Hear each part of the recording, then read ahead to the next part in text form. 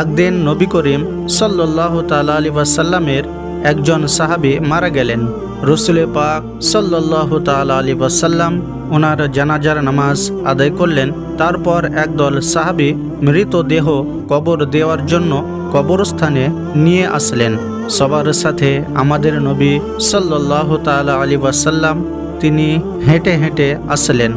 দুইজন সাহাবী তার কবর খুঁড়তে শুরু করলেন। সবাই মৃতদেহকে ঘিরে বসে আছেন।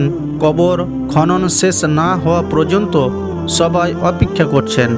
সবাই চুপচাপ, নীরব ও শান্ত একটি পরিস্থিতি। নবীজি সাল্লাল্লাহু তাআলা আলাইহি ওয়াসাল্লাম গভীর মনোযোগ দিয়ে কবর খোঁড়া দেখছিলেন। একটু পর সবার দিকে তাকিয়ে জিজ্ঞাসা করলেন, তোমরা কি জানো মানুষ মারা যাওয়ার পর তার আত্মার কি হয়? সবাই খুব আগ্রহ নিয়ে নবীজি সাল্লাল্লাহু তাআলা আলাইহি ওয়াসাল্লামকে বললেন, ইয়া রাসূলুল্লাহ সাল্লাল্লাহু তাআলা আলাইহি ওয়াসাল্লাম, আমাদেরকে বলুন। নবীজি একটু চুপ করে থাকলেন। সবাই ওনার কাছে এসে ঘিরে বসলেন। মৃত্যুর পর আত্মার কি হয় এই তথ্য তাদের জানা ছিল না। আজ সেটা নবীজির মুখে শুনবেন। কত বড় সৌভাগ্য! শোনার জন্য সবাই অধীর আগ্রহে নবীজির কাছে এসে বসলেন। তিনি একবার কবরের দিকে তাকিয়ে মাথাটা তুলে আকাশের দিকে তাকালেন। তারপর তিনি গল্পের মতো করে বলতে শুরু করলেন। সকলেরই উদ্দেশ্যে বললেন, শোনো, যখন মানুষ একেবারে মৃত্যু শয্যায় তখন সে মৃত্যুর ফেরেশতাকে দেখে ভয় পেয়ে যায়। কিন্তু যে বিশ্বাসী ও ভালো মানুষ, তাকে মৃত্যুর ফেরেশতা হাসি মুখে সালাম প্রদান করেন, তাকে অভয় দেন এবং মাথার পাশে এসে ধীরে ও যত্ন করে বসেন। তারপর মৃত প্রায় মানুষটির দিকে তাকিয়ে বলেন, হে পবিত্র আত্মা, তুমি তোমার পালনকর্তার ক্ষমা ও ভালোবাসা গ্রহণ করো এবং এই দেহ থেকে বের হয়ে আসো। মুমিনের আত্মা যখন বের হয়ে আসে তখন সে কোনো ধরনের ব্যথা ও বেদনা অনুভব করে না। নবীজি সাল্লাল্লাহু তাআলা আলাইহি ওয়াসাল্লাম আরও একটু ভালো করে উদাহরণ দিয়ে বললেন, মনে করো একটা পানির জগ কানায় কানায় পূর্ণ হয়ে যাওয়ার পর উপর থেকে এক ফোঁটা পানি যেমন নিঃশব্দে উপর থেকে নিচে নেমে আসে, ঠিক তেমনি নীরবে ও কষ্ট ছাড়াই আত্মাটি তার দেহ থেকে বের হয়ে আসে।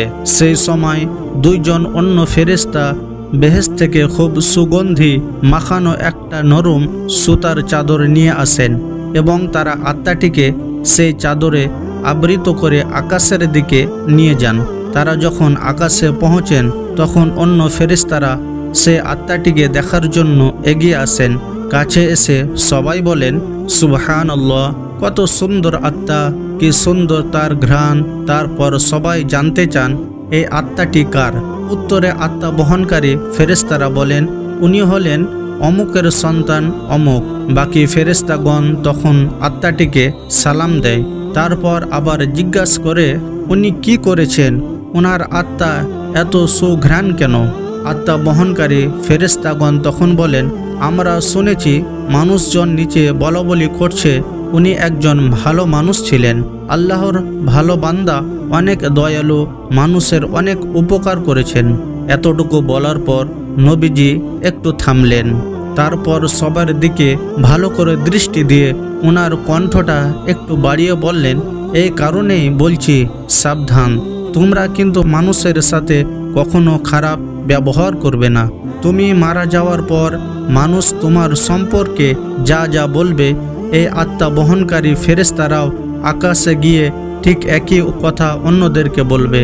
এই কথা বলে তিনি আবার একটু চুপ করলেন, কবরটার দিকে দৃষ্টি দিলেন। তারপর রাসূল পাক সাল্লাল্লাহু তাআলা আলাইহি ওয়াসাল্লাম আবার বলতে শুরু করলেন, এই সময় মানুষ যখন পৃথিবীতে মৃত দেহকে কবর দেওয়ার জন্য গোসল দিয়ে প্রস্তুত করবে, তখন আল্লাহ তাআলা আত্মা বহনকারী ফেরেশতাদেরকে বলবেন, যাও, এখন তোমরা আবার এই আত্মাকে তার শরীরে দিয়ে আসো। মানুষকে আমি মাটি দিয়ে বানিয়েছি, মাটির দেহেই তার আত্মাকে আবার রেখে আসো।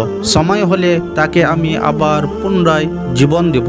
তারপর মৃত দেহকে কবরে রেখে যাওয়ার পর দুইজন ফেরেশতা আসবেন। তাদের নাম মুনকার ও নাকির। তারা মৃতের সৃষ্টিকর্তা ও ধর্ম ও নবী সম্পর্কে জিজ্ঞেস করবেন। মুনকার নাকির চলে যাওয়ার পর আত্মাটি আবার অন্ধকার কবরে একাকী হয়ে যাবে। সে এক ধরনের অজানা আশঙ্কায় অপেক্ষা করবে। কোথায় আছে, কি করবে, এক অনিশ্চিন্তায় এসে তাকে ঘিরে ধরবে। এমন সময় সে দেখবে খুব সুন্দর একজন তার কবরে তার সাথে দেখা করতে এসেছেন। তাকে দেখার পর আত্মাটি ভীষণ মুগ্ধ হবে। এত মায়াবী ও সুন্দর তার চেহারা সে জীবনে কোনোদিন দেখেনি। আত্মাটি তাকে দেখে জিজ্ঞেস করবে, তুমি কে? সে লোকটি বলবে, আমি তোমার জন্য অনেক বড় সুসংবাদ নিয়ে এসেছি। তুমি দুনিয়ায় পরীক্ষায় উত্তীর্ণ হয়েছ। তোমার জন্য আল্লাহ তাআলা জান্নাতের ব্যবস্থা করেছেন। তুমি কি সেটা একটু দেখতে চাও? আত্মাটি ভীষণ খুশি হয়ে বলবে, অবশ্যই আমি দেখতে চাই, আমাকে একটু জান্নাত দেখাও। তখন সেই লোকটি বলবে, তোমার ডান দিকে তাকিয়ে দেখো। আত্মাটি যখন ডান দিকে তাকিয়ে দেখবে কবরের দেয়ালটি সেখানে আর নেই। সেই দেয়ালের দরজা দিয়ে অনেক দূরে সুন্দর বেহেশত দেখা যাচ্ছে। বেহেশতের এই রূপ দেখে আত্মাটি অনেক মুগ্ধ হবে ও প্রশান্তি লাভ করবে এবং সেখানে যাওয়ার জন্য অস্থির হয়ে লোকটিকে জিজ্ঞেস করবে, আমি সেখানে কখন যাব, কিভাবে যাব? তখন সেই লোকটি সুন্দরভাবে হেসে বলবেন, যখন সময় হবে তখনই তুমি সেখানে যাবে ও থাকবে। আপাতত শেষ দিবস পর্যন্ত তোমাকে অপেক্ষা করতে হবে। ভয় পেও না, আমি তোমার সাথেই আছি। তোমাকে আমি সেই দিন পর্যন্ত সঙ্গ দেব। আত্মাটি তখন তাকে আবার জিজ্ঞেস করবে, কিন্তু তুমি কে? তখন সেই লোকটি বলবে, আমি তোমার এতদিনের আমল। পৃথিবীতে তোমার সব ভালো কাজের, তোমার সব পুণ্যের রূপ আমি। আজ তুমি আমাকে একজন সঙ্গীর মতো করে দেখছো। আমাকে আল্লাহ তাআলা তোমাকে সঙ্গ দেওয়ার জন্যই এখানে পাঠিয়েছেন। এই কথা বলে লোকটি আত্মাটির উপর যত্ন করে হাত বুলিয়ে দিবেন এবং বলবেন, হে পবিত্র আত্মা, এখন তুমি শান্তিতে ঘুমাও, নিশ্চিন্তে বিশ্রাম নাও। এই কথা বলার পর আত্মাটি এক নজরে বেহেশতের দিকে তাকিয়ে থাকবে এবং এক সময় এই তাকানো অবস্থায় গভীর প্রশান্তিতে ঘুমিয়ে পড়বেন। সুবহানাল্লাহ। নবীজি সাল্লাল্লাহু তাআলা আলাইহি ওয়াসাল্লাম এতটুকু বলে আবার একটু থামলেন। সাহাবীরা তখন গায়ের কাপড় দিয়ে ভেজা চোখ মুছলেন। প্রিয় বন্ধুগণ, আসুন আমরা আল্লাহর কাছে দোয়া করি, আল্লাহ তাআলা যেন আমাদের সকলকে সৎ পথে এবং তার ইবাদত বান্দেগি করার তৌফিক দান করেন। আমিন।